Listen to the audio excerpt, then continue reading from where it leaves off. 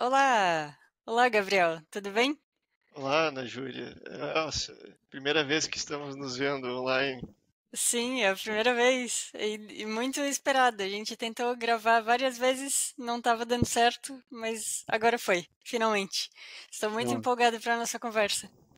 Um desafio conseguir ver dois filmes japoneses da década de 50, assim.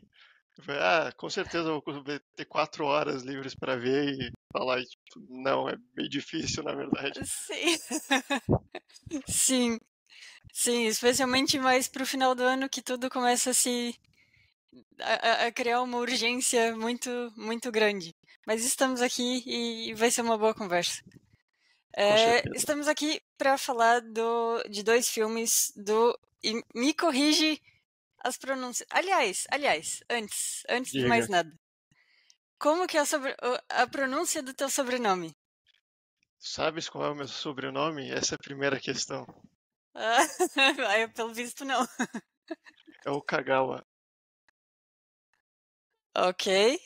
Gabriel E por que Kenji o, Okagawa. Mas o Kenji é nome próprio. é nome próprio? É nome próprio. É tipo Ana Júlia. É tipo Ana Júlia, exatamente. Na comunidade Nisei, por algum motivo, assim, houve essa moda de colocar o nome ocidental e o nome oriental para os descendentes. Acredito eu que porque quem veio do Japão ou quem tinha só o nome japonês era obrigado a adotar um apelido que era só um outro nome ocidental. Meu avô mesmo se chamava Teruaki.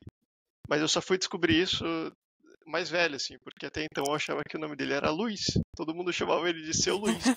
Ele não tem esse nome, não existe esse nome nos documentos dele. Aí, de resto, assim, da minha mãe, das minhas tias e todo mundo que eu já conheci nisso aí tem, quase sempre tem um nome composto. Uhum, No caso da minha mãe é certo. Adriana Toshie. Esse Toshie não é sobrenome dela, é o nome próprio. É o nome próprio. Que Não, é o curioso, nome próprio. eu não fazia a menor ideia disso. Sim, por isso que eu fiz aquela Interessante. pergunta no começo.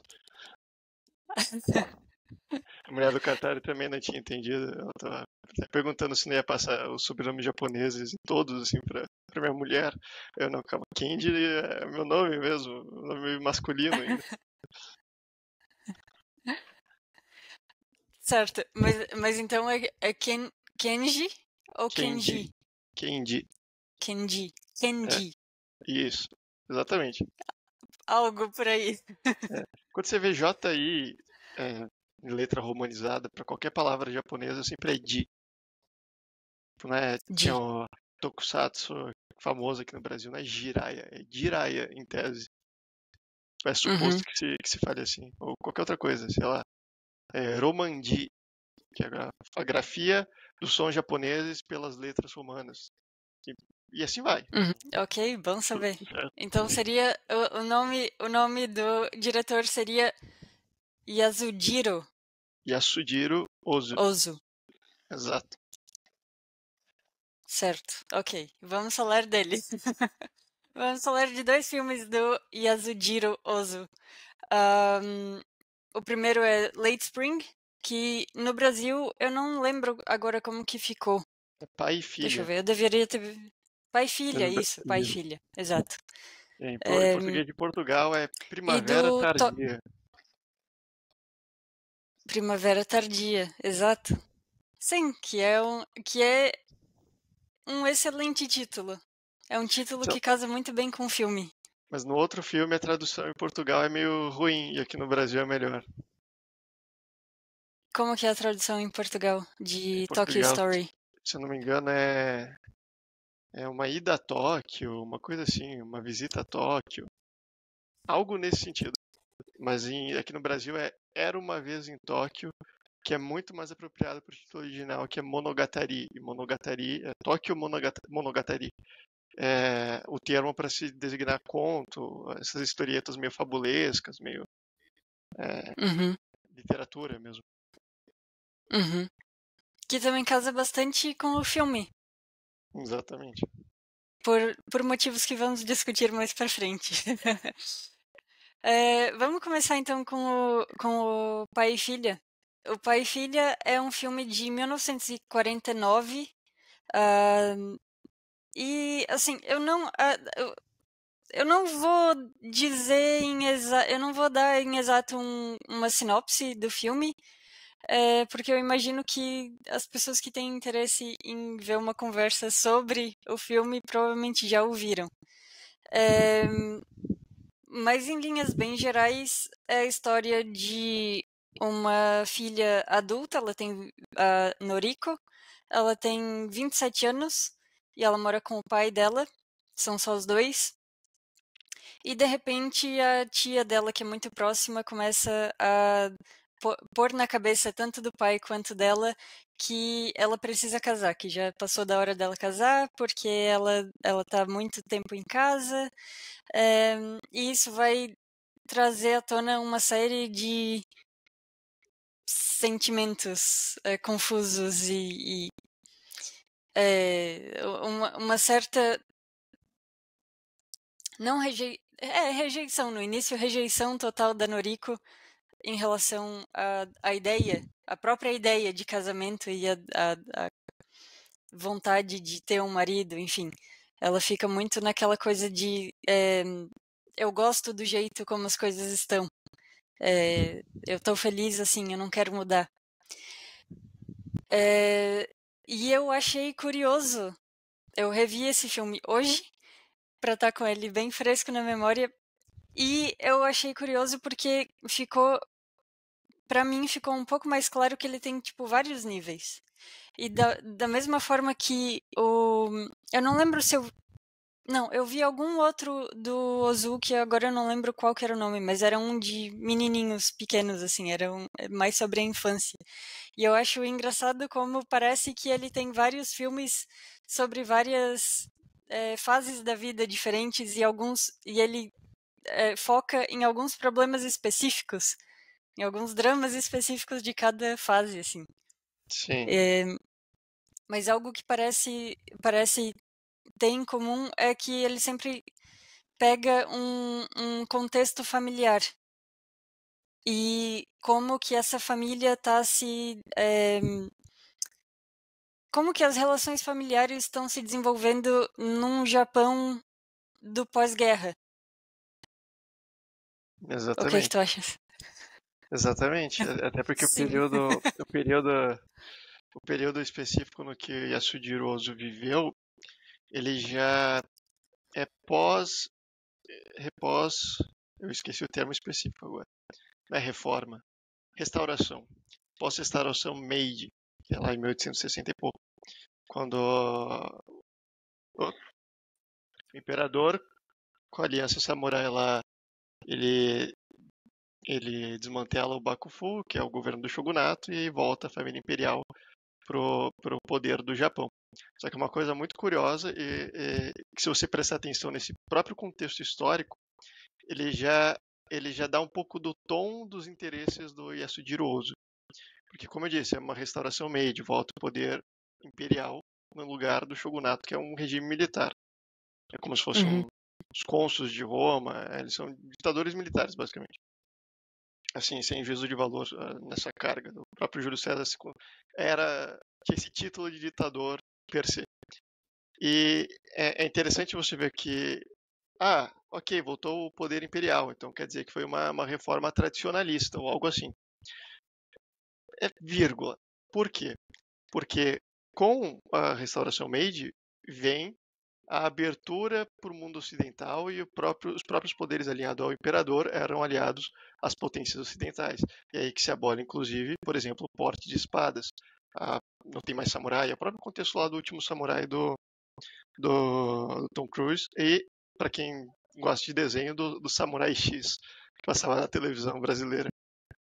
É exatamente esse contexto, que é resgatando, veja só que coisa curiosa, uma estrutura tradicional mítica japonesa que vinha lá com o imperador Jomon, mas já no contexto de assimilação das formas de relação do Ocidente, tanto política, porque quando se cria o parlamento, cria a Câmara, quanto de produção, porque é aí que abrem-se as fábricas e importam-se coisas como metralhadora, trem, que é uma coisa que o Yasujiro Ozu gosta de colocar com bastante ênfase ali no Tokyo Story para até contrapor e simbolizar esse Japão moderno. E todo Uhum. esse processo de transformação ele se dá nesse período de 1860 e Yasuji nasce em 1900. E ele vai meio que se consolidar e abrir margem de vez, não para um Japão em transição, mas para o Japão moderno, com o fim da Segunda Guerra e a ocupação do MacArthur no Japão. Inclusive, é, inclusive, se você for notar, uma das coisas que o Yasujiro Ozu gosta de usar para deixar visualmente evidente essas disposições antagônicas é a incorporação do inglês e da estética americana no cotidiano japonês, muito subitamente de 45 para frente. Uhum. Aquele filme é pouco depois, de 49, e você já vê Uhum. pessoas se vestindo que nem americano, aquelas propagandas da Coca-Cola aparecem no filme. Sim, sim, inclusive nesse filme específico eu não lembrava, mas tem uma hora que a Noriko vai sair para andar de bicicleta com Bicicleta. o aluno do pai dela, que assim, que o cara tá assim, ele tá noivo de outra moça, mas ele tá dando uma Tá bolinha pra numa ela uma porque amizade meio estranha, fica. né? Assim, parece que ele tá interessado, mas ele quer saber se ela também tá, se não. Enfim, pra decidir o que ele vai fazer na vida. E daí eles vão sair de bicicleta e ele filma muito claramente, assim, uma propaganda da Coca-Cola num campo, bem Beira da aberto, estrada. bem bonito. É, e é muito chocante, porque fica agressivo. A imagem, o resto todo da paisagem é super delicada, super natural, e daí tem aquele baita sinal, assim, tome Coca-Cola. Sim, eu pontuei isso justamente para colocar, ver como é, os conflitos particulares que ele quer explorar no filme com relação à passagem de fases, a passagem temporal da infância para a adolescência, da adolescência para a vida adulta e daquela vida adulta inicial para maturação de fato, também está sendo meditado no contexto japonês. Ele está toda hora refletindo isso. Porque aquele Japão que está sendo Uhum. mostrado ali é um Japão muito recente. Para hoje Uhum. é o que se conhece, mas, cara, de novo, é um filme de 1949, a guerra acabou em 45, sendo os Estados Unidos o principal inimigo do Japão e quem pôs o fim ali a campanha militar do Hirohito. E é muito curioso ver como essa própria forma de viver sendo assimilada, ela é, na verdade, uma incorporação de contradições. E que está Uhum.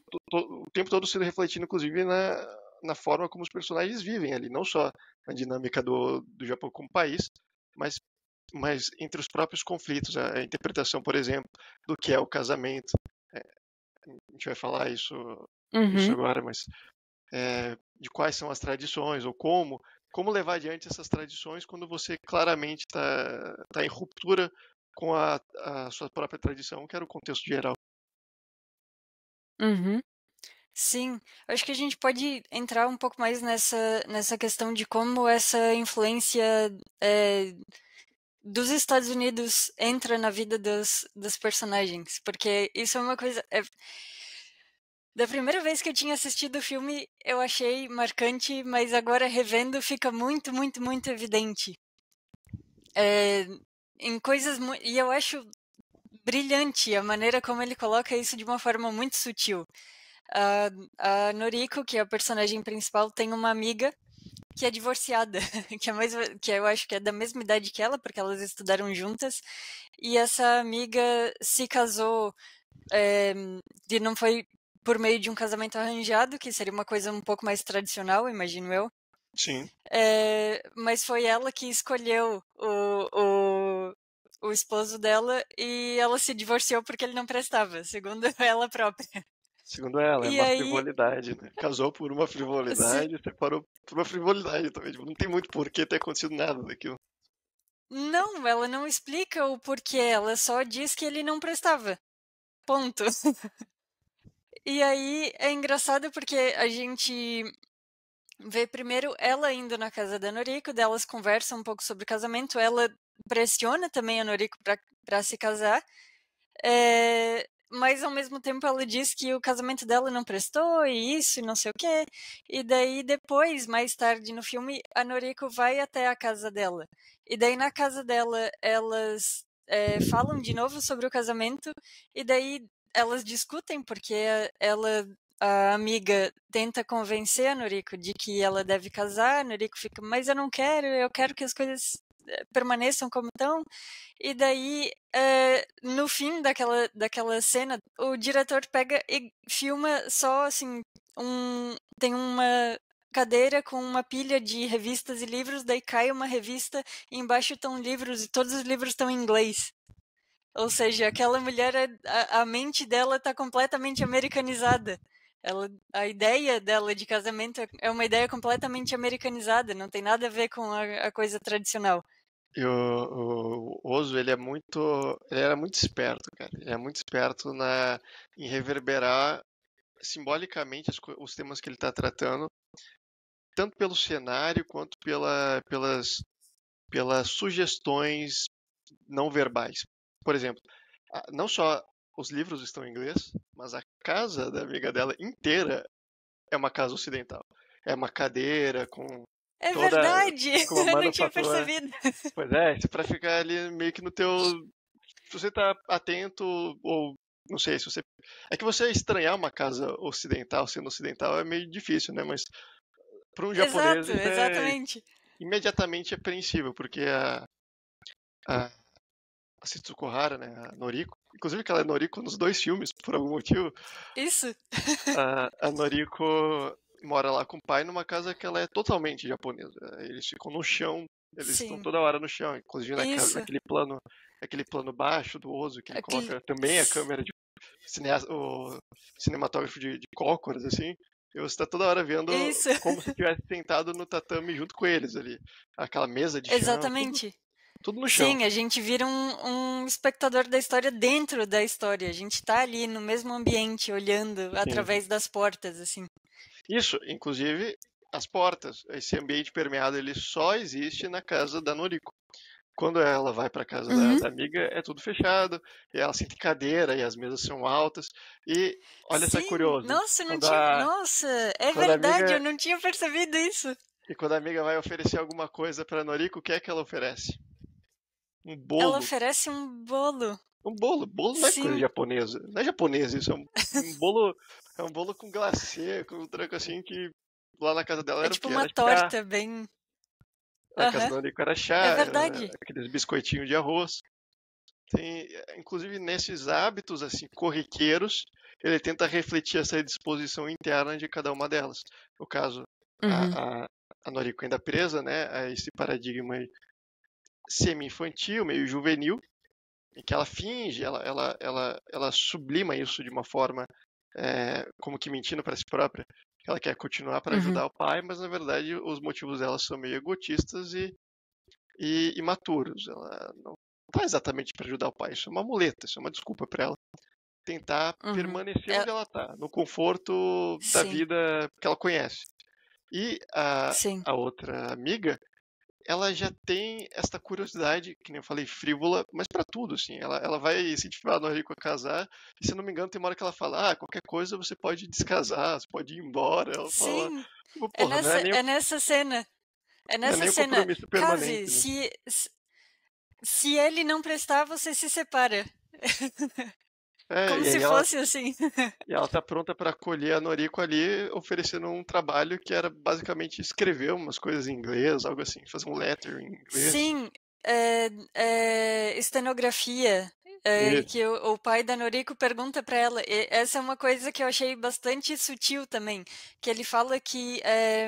Ele pergunta se ela trabalha como typist, que é tipo digitadora. E daí eu achei curioso, e talvez eu esteja errada, mas eu acho que isso é uma maneira sutil também de colocar a influência estrangeira dentro da vida ali, porque ela trabalha com um negócio que a princípio está em alta demanda porque não é uma coisa que existia. Inclusive é uma demanda externa. É uma demanda Uhum, dos Estados Unidos de se inserir no Japão, não o contrário, porque eles sim. estão ali ocupando militarmente naquele período ainda. Então, Sim, e ele pergunta se ela consegue digitar em inglês também. sim, E ela diz inclusive sim. em contraponto aos caracteres japoneses, que ele tem a sua expressividade tradicional no pincel. Não é nem lápis, cara, é pincel, essa era a forma como se escrevia as coisas. Sim, exatamente. Mas é engraçado porque mesmo o pai dela já é um pouco ocidentalizado, mas Sim, de outra forma, porque ele é professor da ele é professor. universidade, mas ele começa o filme trabalhando num manuscrito que ele Hum, precisava entregar e que ele tá louco para se livrar daquele manuscrito. Ele quer chamar o amigo para apostar, não sei o quê. E daí ele tá lá com esse aluno dele e eles começam a falar, a fazer correções. E daí coloca, ele pergunta qual que era o nome de um economista, que era se tinha Z ou não. E o nome do sobrenome do economista era Liszt. E daí ele diz, não, o que tem Z é o compositor. sim, Ou seja, é uma sim. coisa bem Sim, é outra influência. E em outras partes do filme ele também está lendo literatura ocidental. Tem uma parte que quando eles vão viajar e daí eles estão refazendo as malas para voltar. Ele está com o livro do Nietzsche. sim, mas veja como é interessante. De novo, o Ozu, ele era muito sagaz, até porque ah, não tem como ele ser um tradicionalista purista, porque ele próprio era cineasta e quando ele foi servir lá em Mianmar, ele ficou vendo filme americano que era confiscado pelo exército. Então, ah, ele bebeu disso também. E qual que é a diferença Uhum, qualitativa entre como o professor se relaciona a essas influências e, por exemplo, a amiga da Noriko? O professor, de novo, ele é professor, então ele assimila aí as proposições, ideias, doutrinas que vêm de fora e também as obras de arte, porque ele conhece, inclusive, o Liszt. É justamente esse uhum, diálogo. Mas a amiga dela literalmente trabalha com propaganda. É uhum, outra dimensão dessa influência. Ele está claramente contrapondo aquilo que o que seria ele vê como positivo nessa absorção, até porque o Japão, o povo japonês, o ethos do japonês é a absorção cultural. O próprio Eu, kanji le- eu, não é de origem japonesa. Kanji eles pegaram dos chineses, aí do kanji eles viram que não satisfazia a necessidade da língua japonesa, porque não é da mesma família. O chinês e o japonês são línguas apartadas, né, na sua origem. Então, do kanji eles desenvolveram o hiragana e katakana, que é o alfabeto fonético. E com o tempo eles desenvolveram mais kanjis, ao passo que 60% dos kanjis que os japoneses usam hoje são meio que criação deles próprios. E, em uhum, contrapartida, na China, 40% dos kanjis que os chineses usam são de criação japonesa.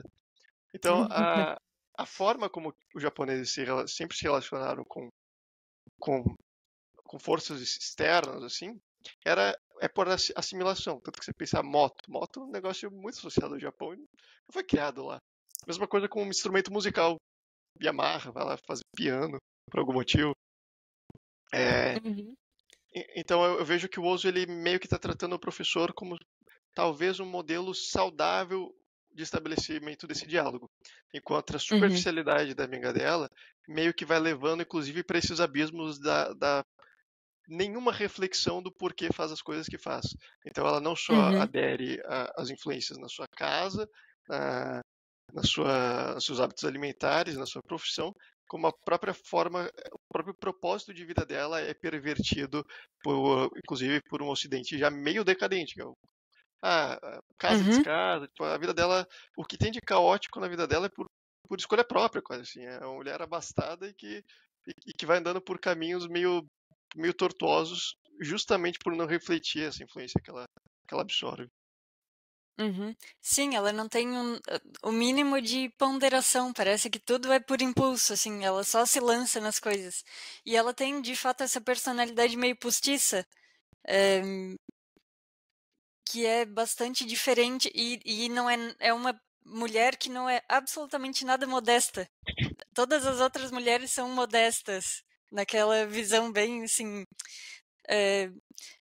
é uma Faz aquela coisa meio cerimônia do mais chá tradicional, né? finita no começo. Isso, exato, sim. É, e todas elas com as vestes tradicionais e coisas assim, elas se cumprimentam bem. Enfim, elas são modestas e graciosas, de um jeito bem tradicional.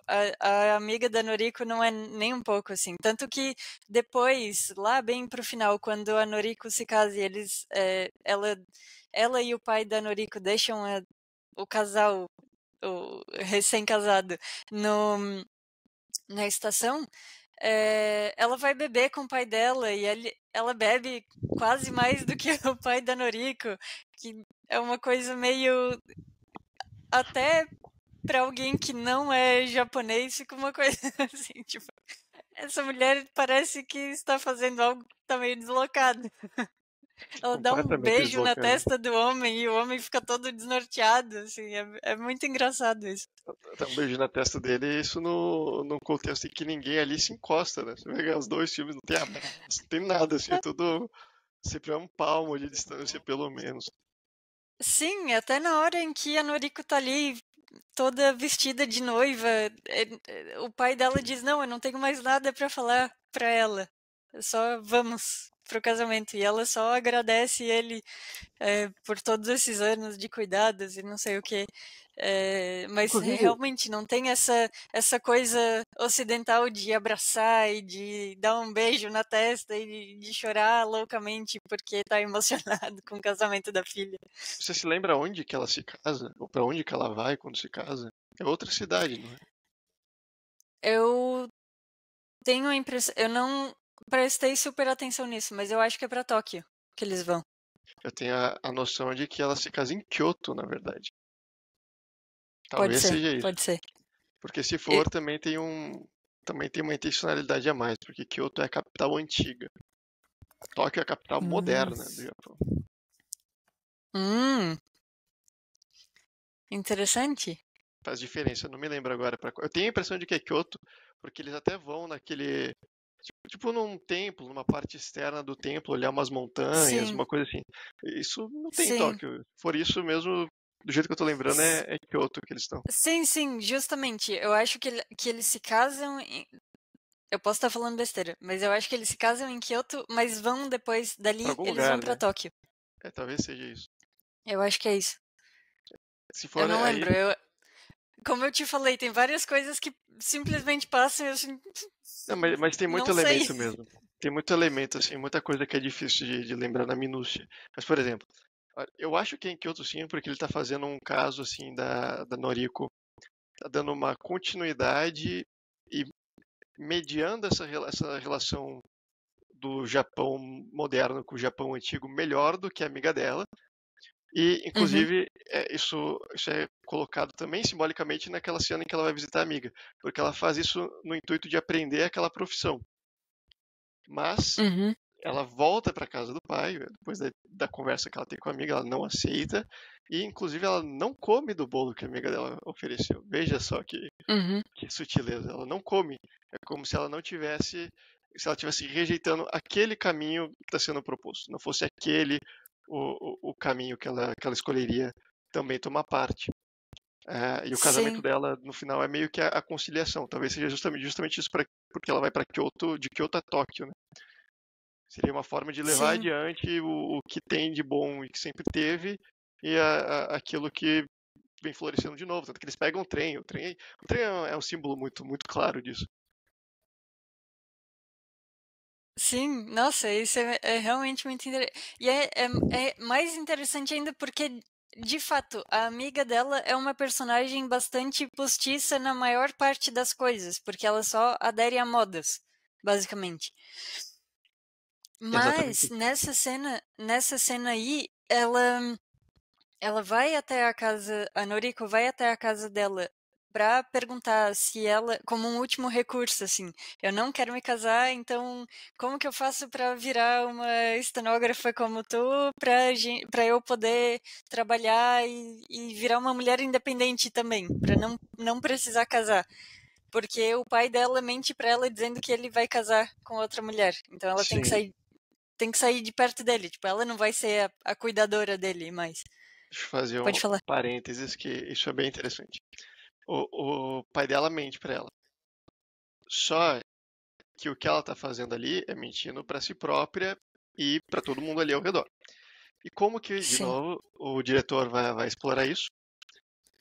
Vai o pai e a filha, e junto com a suposta noiva ali do pai, no mesmo ambiente, assistir a uma apresentação de teatro nu. E é quando ela chora e ela percebe a presença da outra nova cuidadora do pai, meio que não aceitando. E aí você vê que é um momento catártico, por quê?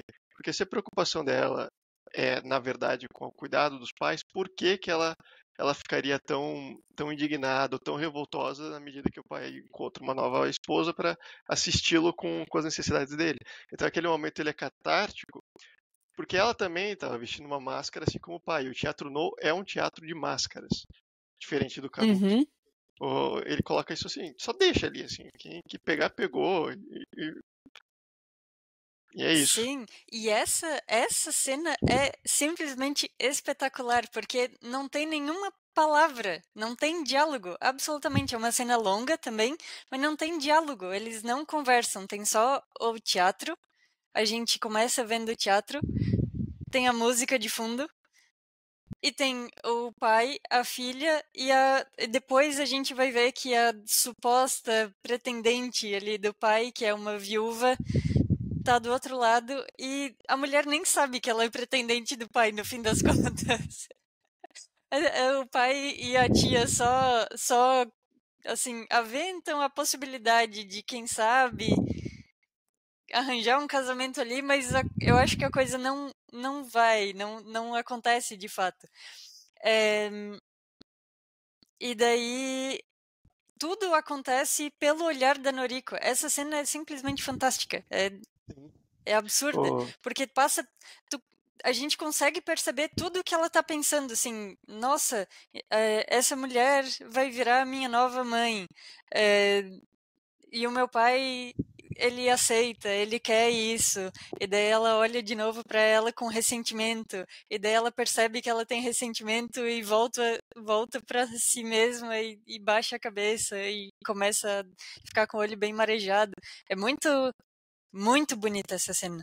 Se eu não me engano, esse momento ele meio que situado no outono, né? Porque quando ela tá correndo pra casa, que ela sai corrida, tem umas folhas caídas no chão, tem algo assim, porque Uhum. esse filme todo, o Yasujiro ele vai contrapondo os dramas internos, a passagem do tempo e a mudança de estação, que inclusive é o mote do filme, né? O ciclo Uhum. universal, cosmológico, na qual aqueles personagens são um pequeno ponto muito prosaico, assim, eles são uma notinha, assim, tanto que começa lá com as árvores farfalhando, e lá no final ele amarra isso tudo com as ondas indo, assim, pô, é um drama grande, mas muito pequeno, Uhum. situado onde ele está situado. E demora Uhum. para Noriko compreender esse tipo de coisa, tudo para ela é meio que o fim do mundo, né? Tipo, ela percebe aquilo e já sai chorando, nada Sim, aconteceu. Ela já sai chorando, sai revoltada com o pai dela. sim. Sim, e é engraçado porque todo o drama dela parece ser esse drama do casamento próprio, fora o drama de ver de imaginar a possibilidade do pai dela se casar de novo. É, o drama dela é o que talvez pareceria o inverso da maior parte das meninas, do que supostamente as meninas da idade dela, porque ela tem 27 anos no filme. Supostamente a maior parte das meninas da idade dela, pelo menos naquela época, estariam assim, nossa, eu preciso casar. É, Eu já estaria casado, mas não teria nem o pensamento. exato, já estaria casada. E o drama dela, e eu não sei se fica meio subentendido assim que, ou pelo menos eu achei que ficou meio subentendido, que o pai dela comenta com a tia que ela passou muito tempo doente, tanto que ela no início do filme ela vai fazer um O exame. exame de sangue, e daí fica meio subentendido que parece que ela perdeu um tempo da vida dela doente e enfim, guerra e trocentas mil coisas que deram errado, e daí agora parece que ela tá naquela fase que deveria ser o iniciozinho da adolescência, assim, de sair com o aluno do Flertar pai o para dar uma cara voltinha, para de bicicleta. dar uma flertadinha, mas bem uma coisa muito, muito, muito inocente.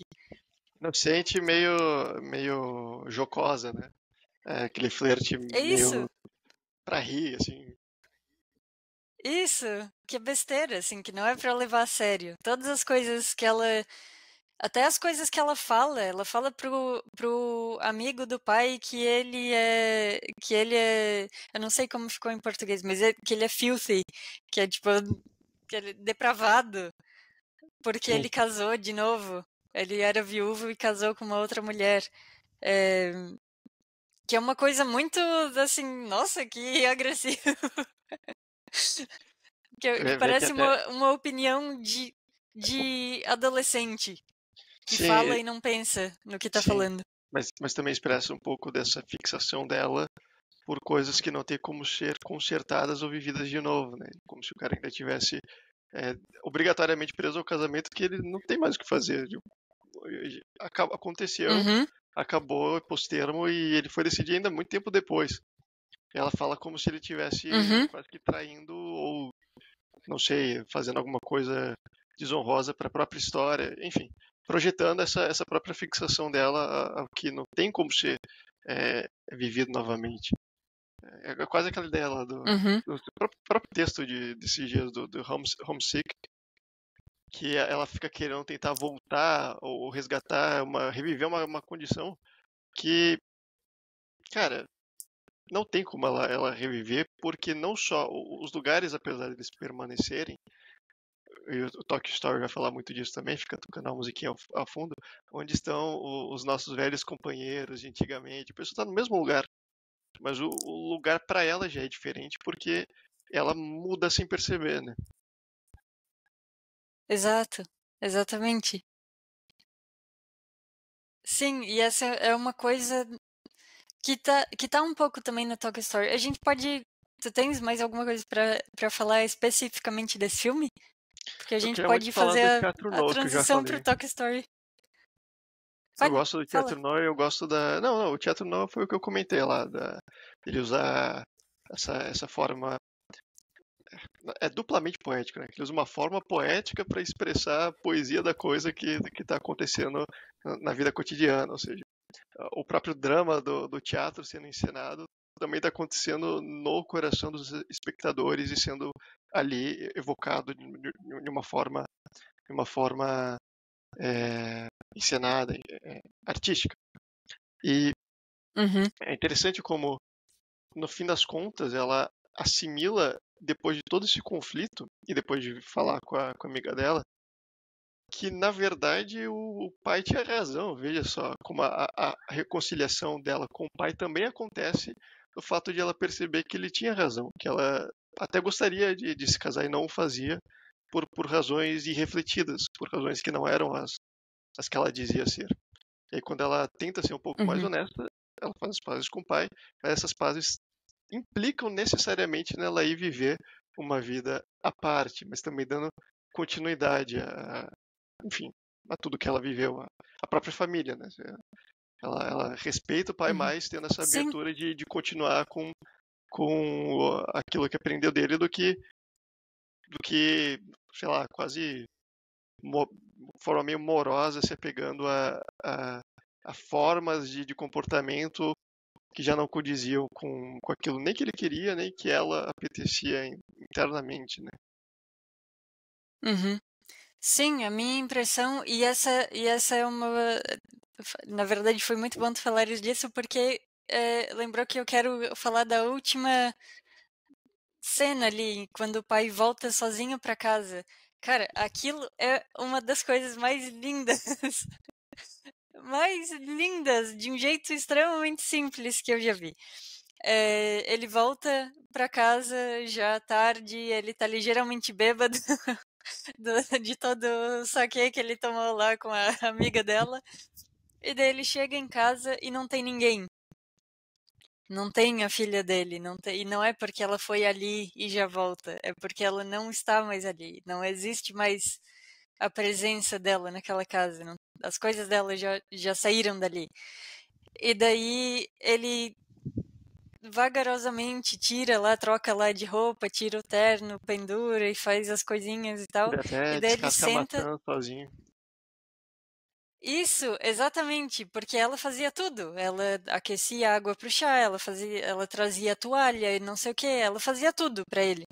E daí ele senta na poltrona, numa cadeira perto de uma porta assim, e daí ele pega uma maçã, começa a descascar.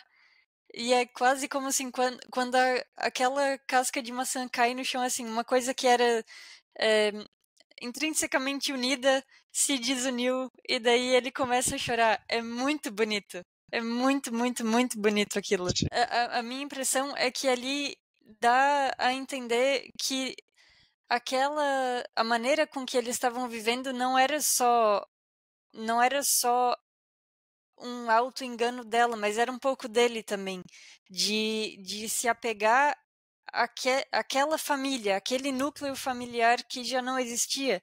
E daí, naquele momento, antes ele tinha percebido racionalmente que de fato tem um problema aqui, eu preciso empurrar minha filha para fora, senão ela não vai sair. Mas ele se furta a entrar para dentro dele e perceber o que ele sentia com relação àquilo. E daí, naquele momento, ele não pode escapar dele próprio. E, tipo, beleza, agora sim eu tô sozinho. A minha mulher morreu, a gente não sabe porquê, não sabe como que aconteceu. Não tem outros filhos, e a minha única filha agora saiu, foi construir a sua família. Agora eu sou um homem só. E é muito bonito aquilo, cara. É É, muito, muito, muito bonito. e talvez seja difícil de fazer essa associação assim muito imediata, mas sim, é muito bonito porque expressa, veja só, a forma mais elevada, mas também a mais dura de amor humano possível. Porque o que ele faz ali, você poderia traduzir em termos, vamos lá, termos cristãos, ele sacrifica, ele mola a própria filha, que é o bem mais precioso dele, para Deus. Ele meio que entrega ela para uma força maior que não está sob o controle dele. No caso, é como se ele tivesse meio que matado aquela condição anterior, né? Esse tanto é o maior sacrifício possível que o próprio Deus entrega seu filho para morrer em Cristo. Veja como é interessante Uhum. que, apesar de ser um japonês, a, o sofrimento o sofrimento atrelado a essa forma necessária de elevação de amor, e assim ele ama mais perfeitamente a filha dele quando ele consegue fazer isso, já é, não se pendurando nela para os próprios caprichos, mas Uhum. até se colocando numa condição de vida muito mais difícil depois daquilo, Uhum. é quando ele meio que completa ali o seu papel de pai por excelência. Sim, exatamente. E é uma coisa que ele reconhece um pouco antes do casamento, quando ele tá conversando com um amigo dele. Os nossos filhos, a gente tem filhos, eles crescem e daí eles vão e se casam e vão construir as suas vidas. E diz o amigo dele, e daí ele, sim, mas a gente também não casou com as filhas de outros caras. Então, então aquele reconhecimento de que, certo, é duro, é difícil, mas existe uma continuidade e eu não posso me apegar à minha filha, eu não posso deixar ela aqui porque essa continuidade precisa existir. Da mesma forma que eu estou fazendo isso, meus pais fizeram isso, eu estou fazendo isso agora e ela vai fazer isso no futuro. Sim, do contrário, fica esse descompasso entre o tempo que passou e a forma como a pessoa vive, né? Na verdade, tem um tempo certo para cada coisa, e o tempo meio que vai passar a despeito de você preservar os seus hábitos e fazer esse teatro para si próprio, né? e que nada mudou, de que nada Uhum. vai mudar e as folhas vão caindo, a primavera vem, o verão vem, tudo acontece no Sim, seu ritmo que é o fluxo do tempo é imparável, né? Meio que esse acaba sendo o tema. sim, sim. É o tempo que atravessa as vidas. E por isso o nome do filme é bastante apropriado, porque a primavera seria ali a primavera não só daquela família, mas da própria Noriko, assim, é uma primavera tardia, ela floresce tardiamente, ela se abre para a vida, de Pra fato, vida. que é o tema da música do teatro que eles estão assistindo. Que É é isso quando ela aí. tem a percepção de uau, tá, ok, meu pai tá certo, eu preciso fazer isso. Eu não quero, mas eu preciso, sei lá, me resolver na vida. É isso aí. Muito bom, muito bom. Um dos melhores filmes que eu vi recentemente.